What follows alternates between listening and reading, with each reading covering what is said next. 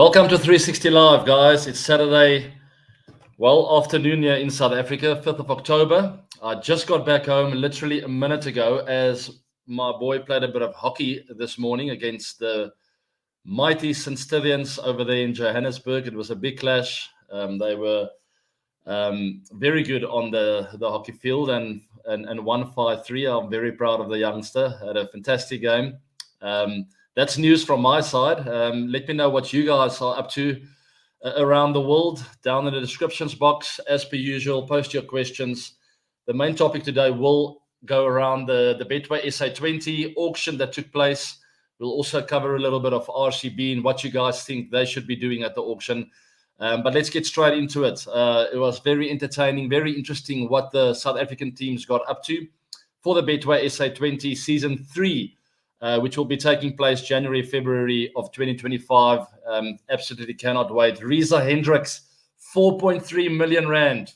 Much deserved. He's a fantastic opening batsman. He's going from the yellow jerseys to Mumbai, Cape Town. Sorry, my Cape Town team over there, who hasn't had a fantastic run at the Betway SA20 so far.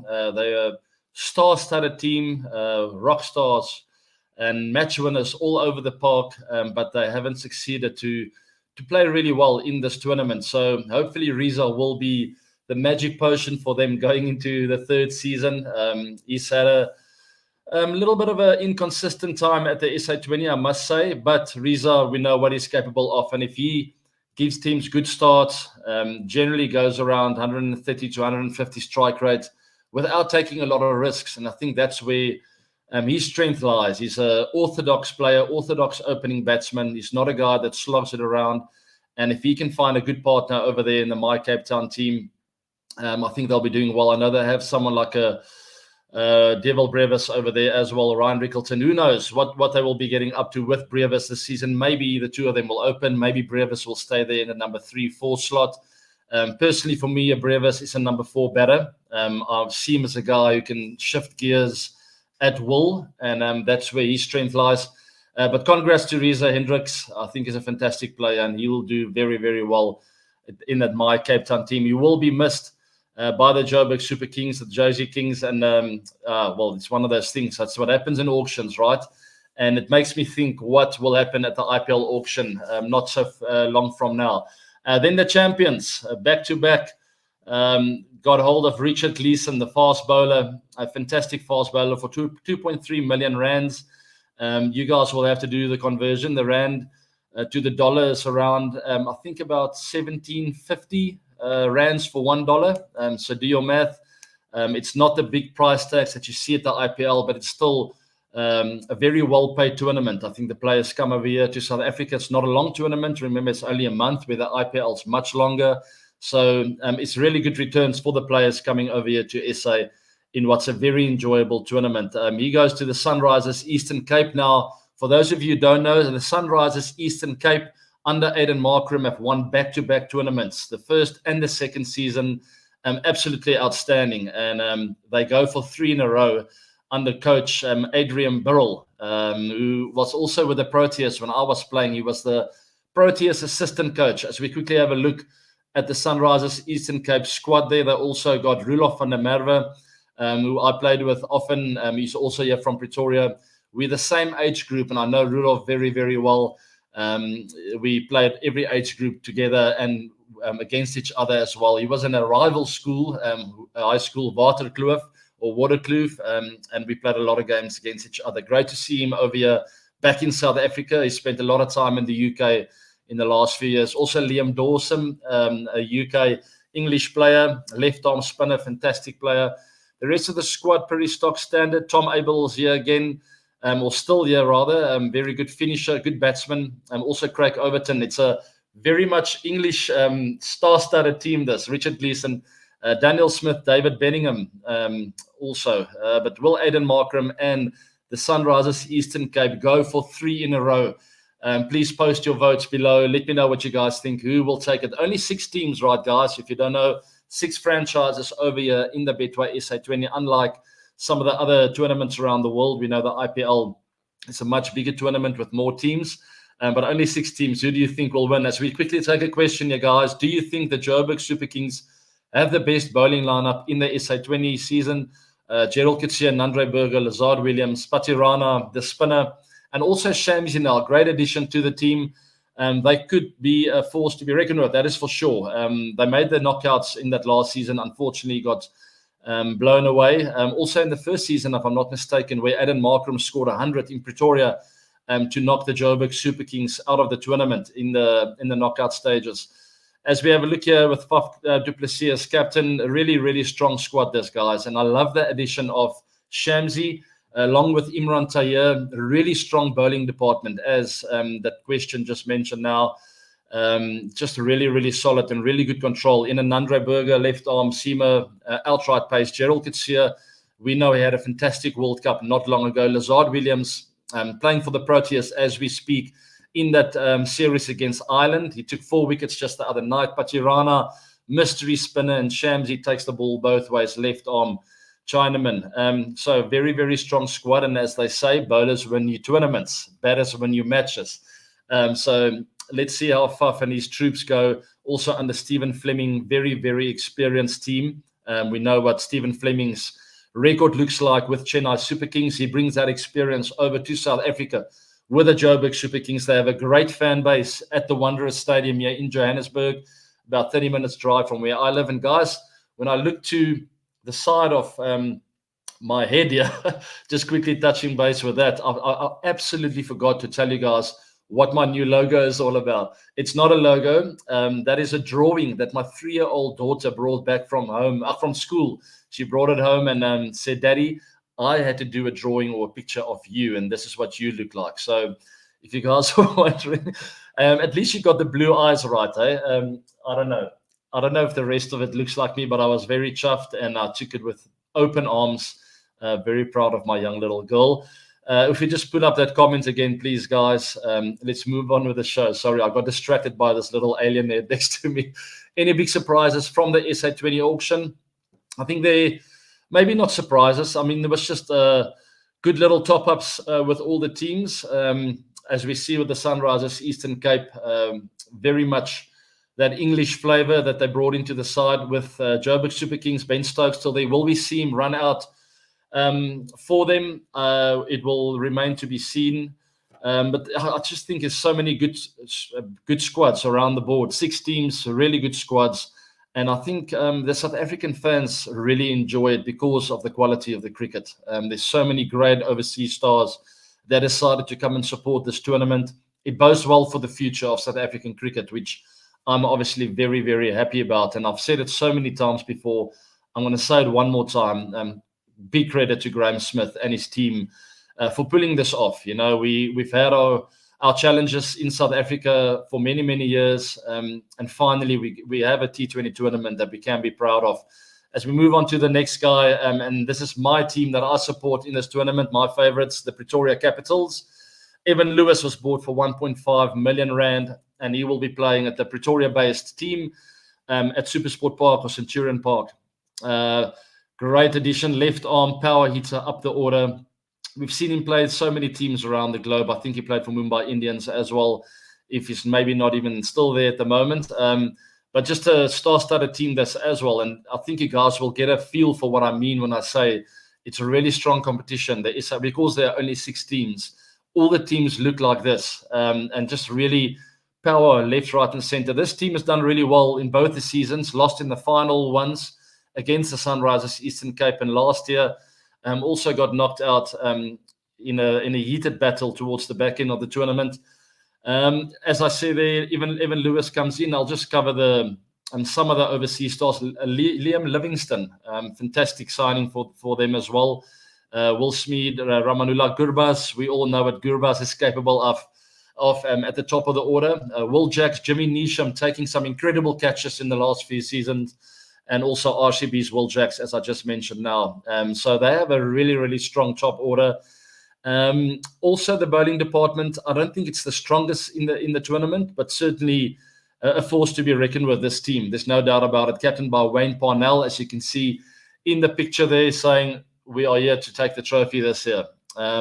So, yeah, the Sky Blues, my favorite team, will be playing at Centurion. I'll be doing a lot of work there, commentating during the tournament. So wherever you are in the world, please sign in with the streaming or the broadcast and check it out. It's going to be a great tournament to watch. Red lighting looks like you, bro. I see no difference. It just looks like, oh yeah, thank you very much. I fully agree. My daughter, her name is Yenta. She's an absolute pocket rocket, live wire of the family. I must say she keeps us young, or maybe makes me old. I don't know really. But there's one thing for sure. She keeps us on our toes. She's a very entertaining little energizer bunny. And I can't wait to update you guys in like 10 years from now what she's getting up to. She's going to literally change the world, I think. But definitely keep people on their toes. Hopefully, she does have a bit of sport in her. It does looks like she enjoys throwing balls around and catching. She never misses out on a game of football in the garden with the boys. Like all the late bloomers or the last kids in a family, they always grow up a little bit harder than the rest. Of course, they almost have to raise their game or raise the bar to just fit in. So gonna be interesting to see what she gets up to one day. But thanks for that. Looks just like me. All right, very exciting year for the Durban Super Giants. Shamar Joseph, the West Indies star, got bought for a big discount here, 425,000 rands only. That is around $30,000 just below it. Absolute steal for what this guy will bring to the party for Durban Super Giants. It's in the name of the franchise. They play at Kingsmead in Durban. A great squad here under Keshav Maharaj. And guys to mention, obviously, Quinton de Kock up the order. Also, Afghanistani Naveen ul Haq is there. Kane Williamson from New Zealand joins the party, and also from England, Chris Wokes. Noor Ahmed, you guys have seen him at the IPL, people. Absolutely outstanding bowler. And then Heinrich Klaassen, the guy that I'm very fond of. I can't wait to watch him play. Can't wait to watch him score hundreds, big 50s, match-winning 50s at a lightning strike rate, as he usually does. John Smuts, Vian Mulder, all former Proteas and current Proteas there. Junior Dalla as well. As we go down the list, Matthew Breitska currently playing in that series as well against Ireland. Jason Smith, Shamar Joseph, as we spoke about, CJ King, Marcus Stoinis from Australia, a bit of Aussie flavor. Oh, mate, it's good, eh? What a great team this is. They have underperformed, I must say. With this kind of squad, guys, I can't see them not doing well in this tournament, but once again, emphasizes the point of big strength versus strength teams in this tournament. The Betway SA20, it's very difficult to pick a winner because all the teams look like this. It just looks like, whoa, how did this team lose? I mean, look at the Mumbai Cape Town team. My Cape Town, I keep saying Mumbai, my Cape Town team. Yes, there's an affiliation with the Mumbai Indian squad. That's why I always get confused. Same owners. They look like this. I mean, they look like an international squad, and somehow they haven't qualified for the knockouts. Absolutely incredible. All right, who do you think are the favorites? Obviously, my favorite team, the Pretoria Capitals. But you got to go with form and people who believe they can win because they've done it before. The Sunrisers, Eastern Cape. I think the Joburg Super Kings are very close. The Yellow Jersey Army. They've been unlucky not to go all the way. I must say that one or two things didn't go their way towards the back end of the tournament. So they'll stand a good chance to be there. And then you've got to say my Cape Town. I mean, with that kind of squad, it's an international squad. And then also Durban Super Giants. So I've left out a couple there. Let's say that is my 4 picks for the semifinals or the knockout stages rather, because it's the same format as the IPL, where 1 will play 2. They will go straight through to the final. 3 will play 4. The winners there will play the loser of 1 and 2, who will ultimately play it out to make the final. So interesting format. I do feel it is a weird format for only 6 teams, but I still like that format. It makes it very exciting towards the back end. Ben Stokes out of the first test as recovery from hamstring injury continues. So Bryden Cast to debut there, and Chris Wokes set for the first overseas test since 2022. Very interesting it's a point I want to touch on actually, and England's done this really well. They've been very much picking horses for courses wherever they go around the world. And it shows you the kind of depth they have with their cricket at the moment, where someone's like South Africa are lacking that at the moment. So England have been very strong with that. Look, we're playing our next test series against India away from home. This is the squad that's got the best chance to go and perform there. They've never really stuck with only 13, 14 or 15 players. They've been very open and free to sort of try and experiment different things. They're really picking guys who've got good averages in India, for instance, and who play spin well. And then when they play at home or in Australia, you'll see a whole different squad again. Guys who they feel will play the pace and bounce in Australian conditions well. Guys who can pick up wickets over there in flat wickets. So, yeah, you always see one or two completely new names in the English squad, and I love that about them. It shows you there's really depth. There's creativity in the way they think and play the game. And we all know the overused words of baseball, but it's something new they've started doing with the test match format, which I really love seeing. It just really taking the game on, always looking for opportunities to get the upper hand and to get the momentum on their side. So, yeah, will Ben Stokes return maybe in the SA20? When will we see him play again? We miss him. So, Stokes, if you're out there, please come back. And yeah, please just get physically strong, mentally strong. We want to see you in the park scoring hundreds, taking fifers, and enjoying the game of cricket, because you are very entertaining to watch. Too many changes each series makes the players feel insecure and they lack the backing from management. Is it affecting the overall morale of Pakistan team? We just touched on that point. You need a very mature outlook on cricket, and you need 20 to 25 players who are experienced campaigners, who are very well guided and managed by the administrators, the coaches, the directors of cricket. I think communication is key, guys. I don't think chopping and changing a team is the end of the world. Maybe in a tournament like the World Cup, it is not ideal. You want to keep a similar kind of team, or the IPL. We've seen it as a big strength of Chennai Super Kings, keeping the same kind of 11, maybe 12 throughout the tournament. And it's both really well for them. But I think with test matches, you need to be sort of thinking outside the box. The conditions change dramatically wherever you tour around the world. You get turning wickets, and then you get bouncy wickets. You get wickets that keep low. You get swinging and seaming wickets over here in South Africa. You can't keep the same 11. Yes, it might affect the confidence and the mental edge that the players have, and the confidence they have in themselves. But at the end of the day, the players need to think on their feet. They need to be able to move around, to be adaptable. And if the communication from the top is really good, I don't see a reason why the players should be feeling insecure, as long as they know where they fit in, what their roles are. And that's why communication is key. So Shan Masood has no complaints regarding the unity in the Pakistan side. The Pakistan Test captain also threw his weight behind Babar, starting that the players in the longer formats needed to be given time. They need to be given time. So obviously Babar stepping down, and we want to see the best of Babar again. And it'd be great to see, and as we've seen here, Masood really backing him up there as the new captain, saying we want Babar out there. We want him back at his best, and he will have his full support. So, yeah, I know Pakistan's been all over the place in the last while, chopping and changing the players, the coaching staff, all sorts of stuff going on there. But they're still a quality unit, guys, with match winners all over the park. And I'm pretty sure we'll see the best of them really soon again, especially from Babar. I've been in contact with Babar Azam, and I feel for him. He's had a very tough season. But there's no doubt, once again, the old saying, the cliche, that form is temporary and class is permanent. He is definitely a class player, and that class will shine through. It's just a matter of time with the best players in the world.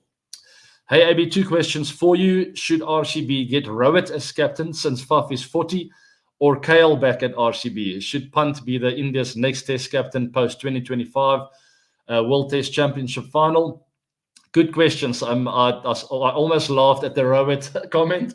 That will be quite a story if Rohit moves from Mumbai Indians to RCB. Wow. Imagine the headlines. It's almost like Pandya's move. I think it'll be much bigger and will make more headlines. Because Pandya moved from Gujarat Titans, obviously, back to Mumbai Indians. It's not such a big surprise. But if Rohit had to move from MI, oh my goodness, to big foes, rivals, RCB, Just imagine that. I don't know, guys. I don't even know if it's an option, to be honest. I can't see MI sort of losing Rowett or letting him even be in that kind of position. I will give that a 0%, maybe 0.1% chance. It'll be entertaining and interesting, though. Look, age is just a number, guys. For Faf turning 40, I don't see an issue why he shouldn't be carrying on. He's been there for a few years now as captain. I think the players are used to him. Performance-wise, maybe yes. As captain, have not won the tournament, I know there's always big pressure on coaches and captains to lift the trophy, which sometimes is a bit harsh. But as player, he's done exceptionally well, so I don't see him going anywhere. As we see the RCB squad here, Glenn Maxwell, Virat, Rajat Patidar, you guys have seen the names. Very excited still about Will Jackson. I really hope he remains there in the side. I don't think anything will change there. Who will they retain? That's the big question. I spoke about this before. I want to see a world-class mystery spinner in this team. Maybe not necessarily mystery, but just a wrist spinner who can turn it both ways. Maybe a lefty Chinaman, someone like a Kuldeep Yadav who can complement some of the other bowlers really well in the side. As we just quickly look at Karan Sharma, the left-arm leg spinner, I just need to see something different as well. Someone who can really break the game open. Karan Sharma is a bit faster through the air, a bit more of an economical leg spinner, if I can say it like that. I want to see someone who's a bit more attacking, like a Yuzi Chahal, Kuldeep Yadav, Rashid Khan, Sunil Narayan. It'll be very interesting to see that. As I just quickly open up the screen here, I want to exit full screen. Karan Sharma can also be retained as an uncapped player at 4 crores. So it'll be interesting if RCB exercises their option. But it's all up to the coaches and the captains and the decision makers, Virat Kohli and the team. We'll see what they get up to. I don't see any changes in the leadership role for Faf du Plessis, guys. Virat to back him up with all his experience, and then just the bowling department, who I feel still 1% away from being one of the best bowling sides in the tournament. We just need that missing key, 1 or 2 players. So I really hope they focus on that with this coming auction. I don't know why I'm feeling Ben Stokes will be the RCB captain in IPL 2025. Mo Bobat connection. Maybe, you never know, guys. We've seen funny things happen in auctions. We've seen crazy things happen. Expect the unexpected. I think that's the theme for this coming IPL auction. It's going to be interesting to see what the guys get up to. It's become such a big business, and the auctions seem to be so complicated sometimes. You have this one place in mind, and you often hear the coaches speak about, we had plan A, but we ended up with plan D, not even plans B and C. So you always have the files in front of you of plans A, B, C, and what if all those collapse? You have to go to D even. So all the teams will have those plans in place, and hopefully for RCB, plan A comes through this season without spending too much or overspending on one player. I hope they get that balance right, but really focus on the bowling department, because the batters have been really good. When I look at that squad, if we keep the majority of those batters, there's going to be plenty of runs. Look at that, guys. I mean, Faf, Glenn Maxwell, Virat, Patidar, incredible player. Danish Karthik to finish it. Prabhat Desai, Anish Rawat, Will Jacks. I mean, come on, guys. What a batting lineup. Absolutely incredible. Just 1 or 2 bowlers. I'm happy with the seam bowlers there. Cameron Green, Alzari Joseph, Yash Dial, Lockie Ferguson. I think we left him too late in that last season, right? He needs to start in that very first game. I hope he's put his hand up enough for the coach to say, you know what, you're going to start. I think RCB was really slow to react there. And then also, obviously, Mohammad Siraj there, Akash Deep. Good bowling lineup. We miss 1%, in my honest opinion, a world-class match-winning spinner. And then make those wickets a bit slower. As I told you guys, at the Chinnaswamy, I don't want to see 200-plus scores. It becomes too much of a gamble, and it puts too much pressure on that batting lineup. Just make the wickets a little bit slower. Make it 150, 160, 170 max, and let the bowling department do their job. That will be my 5 cents. Will RCB retain Faf or Maxwell? Is that at AB de Villiers or AB as well? Faf, Maxwell, or AB? I don't know. Crick, crick. I think they'll retain both. Obviously, Maxi didn't have the best of seasons, but we all know what he can do on a cricket field. He also brings you the option of off spin. Faf will definitely be retained. I have no doubt about it. But once again, never say never. We never know what's going to happen there. So we'll see. Faf or Maxwell, I think both. If you guys differ with me, please let me know in the descriptions box. As I'm about to finish off, guys, I am 10 minutes away from leaving for a camp out day with my family at the school, on the rugby field, on the sports field. It happens once a year, and it's happening today, where we all go there. You just see barbecues everywhere, tents, and everyone camping everywhere. Most people sleep over there. Because our daughter is only 3 years old, we go and camp out there the whole day around 9 o'clock at night or 8 o'clock. When it's dark, we come back home. But it's quite a nice initiative from the school, where we're all on the rugby field. All the parents are there, all the children. You have jumping castles, all kinds of rides and challenges and obstacle courses. And the parents just basically do babysitting. We play some music, have a bit of fun. We watch whatever sport we have there on the big screen. It's a really fun day. So last 3 questions, guys. Let's go rapid fire once. Do you think Dennis Kartik would put an impact in the SA20? Oh, what a fantastic addition to the Betway SA20. I forgot to touch on that. I'm really, really sorry. Finally, we have some Indian players over here in South Africa. I'm so excited about it. Well done once again to Graham for getting hold of Danish, and hopefully we'll get some former Indian players and more to become part of the Betway SA20. As we know, the current players can't partake in any other tournaments around the world. Hopefully that will also change down the line. It's a policy of the BCCI, and rightfully so. They want to still be the best cricket playing nation in the world, and they've clearly showed that's the priority, which is the case, and it should be the case. So absolutely no offense there. But great to see some of the former Indian players showing interest in South Africa and South African cricket. It means the world to us. And I think DK is going to be outstanding with the bat in hand and also doing some commentary stints. I think he's going to love it over here in South Africa. I will definitely make sure of that. All right, moving on to the next one. Last 2 questions for today's 360 Live. What do you think about Christo Lamprecht? A golf question, if I'm not mistaken. One of the oddest golf swings I've ever seen in my life. He is, guys, for those of you who don't know, South African golfer, a youngster. He is the longest hitter of a golf ball in the entire world, longer than Bryson DeChambeau. Go check the stats. It's absolutely insane. And if he gets a bit of experience behind him, gets a bit calmer under pressure. He was once leading the British Open. Obviously fell away days 3 and 4, but did exceptionally well nonetheless. He's a bright star for the future for South African golf. Thanks for that question, Dex. Appreciate it. Moving on to the last one, guys. It was nice to get a bit of a golf flavor into today's show, because I absolutely love the game, as I've said so many times. What are the chances of the SA women's team winning the T20 World Cup? Great question. Big shout out to our women's team, the Proteas ladies. All the very best for the World Cup, guys. We know you're capable of winning the tournament. We also know it will not be easy. But from every South African fan out there, we want to wish you all the very best with that World Cup. You've come so close before. I've no doubt in my mind you can go all the way. Obviously, there's big competition in Australia, India, New Zealand, so many good teams. England, who've won it before. So it won't be easy, but play the big moments well. We believe in you. It's up to you guys to believe in each other, just to go out there and have fun.